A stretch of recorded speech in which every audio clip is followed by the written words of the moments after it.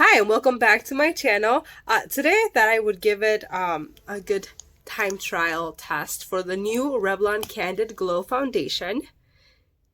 They do have a Revlon Candid foundation, but this is the glow version. The other one I believe is matte. So I wanted to give this a try because with dry skin, matte foundations don't always look the best. And I wanted to see what this one would do because I do know that the other one has really good reviews. This I believe was like $13.99 at Walgreens. You know, correct me if I'm wrong, which is not terribly priced for a drugstore foundation. However, it's not the cheapest either. And then the one thing that I kind of wish, like for that price, we would at least get a full fluid ounce. But this, as you can see right here, it is only 0.75 ounces, which again, I wish it was a little bit bigger, but it is what it is. We're going to find out if it's worth the price or not.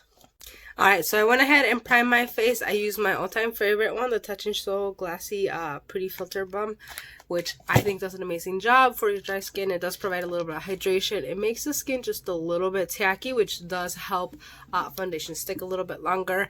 But yeah, I will apply this with my BoxyCharm brand just brush. It's got a little bit of a rounded top. It's very dense, so I find it to be very good for applying foundation. So I will do that now.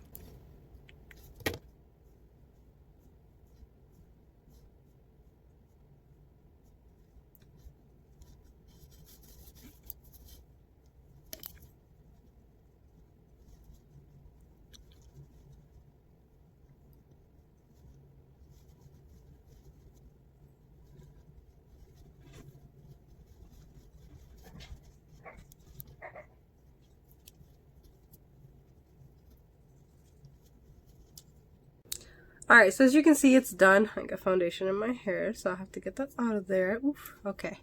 But, as you can see, you know, I got texture on my forehead, as per usual. But everything else looks pretty good. It's not the heaviest of coverages of foundation. I'm not really sure if you can build it. I will try doing that and see if it does anything. But it does look very nice. You can see the glow to my skin. It doesn't look dehydrated or anything like that. But again, it is pretty light coverage. So yeah, let me try building that up and see how.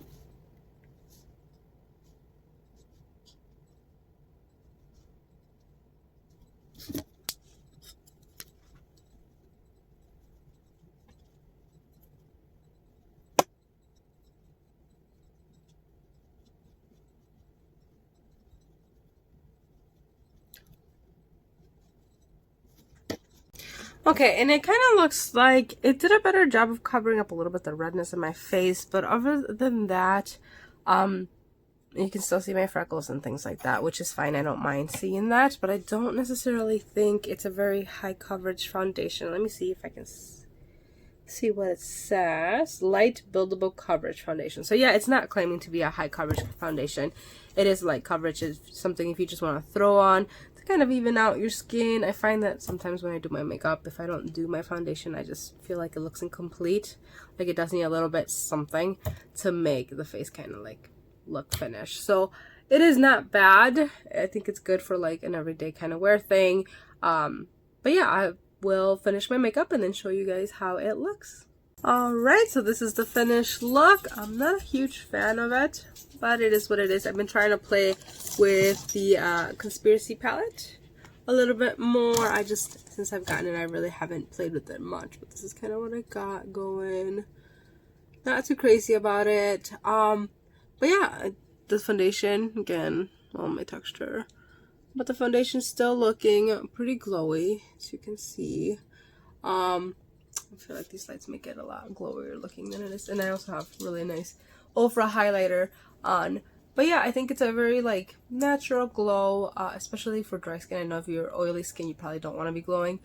But for dry skin, like any glow, so I don't look like I'm all dried out is great. So far it looks really good, but I'll check in with you guys later and see what I think as the day goes on. Alright, we're an hour in. Skin is still looking pretty good. Pretty light coverage. You can kind of see my little redness right there. But yeah, it's still looking pretty good. Still looking glowy. Alright, so we are 2 hours in. The usual dry spots are looking still pretty good. So you can see my skin still has a nice healthy glow to it. So yeah, so far I'm liking it. Alright, so it's just a little bit over 5 hours that I've been wearing this foundation. So this is going to be like my final check-in. It's definitely kind of wearing off at this point. You can see a little bit more red on my cheek. That's my cat. And you see my texture, but you also see it's a little bit dry, which is expected. But yeah, I mean, after 5 hours for light coverage foundation, I think this is doing pretty well.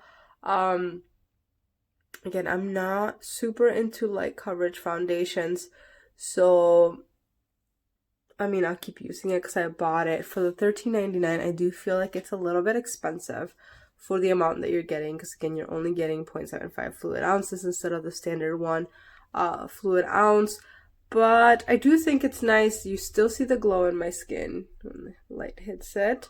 So I do think it's kind of worth it if you like light coverage foundations. I think it's nice.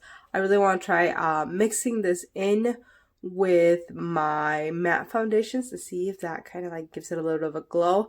But I do think it's nice. Again, light coverage isn't my thing, but I do think it wore nice. After 5 hours, it still looks good. It's still glowy. Again, it's getting a little dry, but most of my foundations do by this point in the day.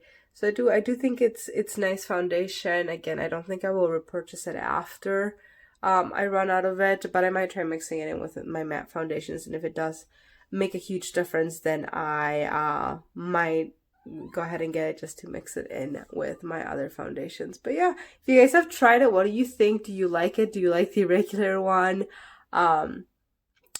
You know, what do you think of this? I still think it looks pretty good. Again, it is wearing off a little bit, but it doesn't look bad. It still looks a little glowy. So yeah, I like it. Alright guys, don't forget to subscribe, and thank you for watching my video.